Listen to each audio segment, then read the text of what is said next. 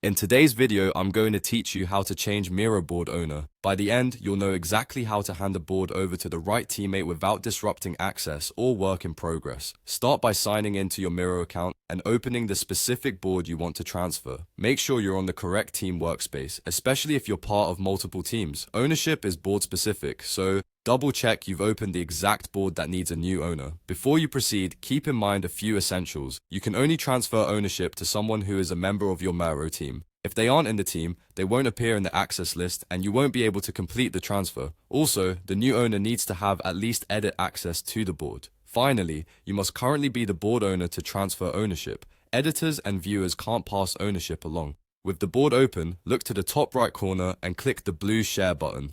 This opens the sharing panel where you manage who can access the board and at what level.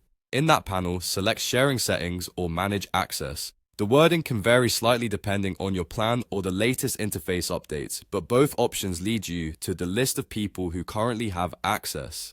In the access list, find the teammate you want to make the new owner. Confirm they're the correct person and that they already have edit permissions. If they don't, Miro won't allow the transfer option for them. It's a good idea to pause here and ensure you're confident about who should own the board, because ownership changes take effect immediately.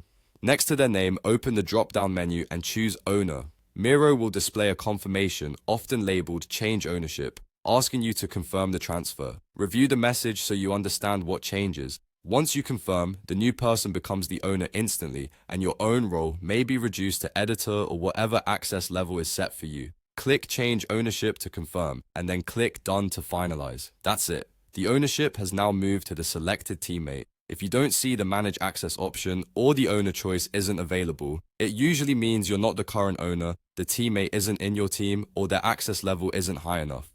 In those cases, check your team membership and permissions or coordinate with your workspace admin. You now know how to safely transfer a Miro board to the right person while keeping work moving smoothly.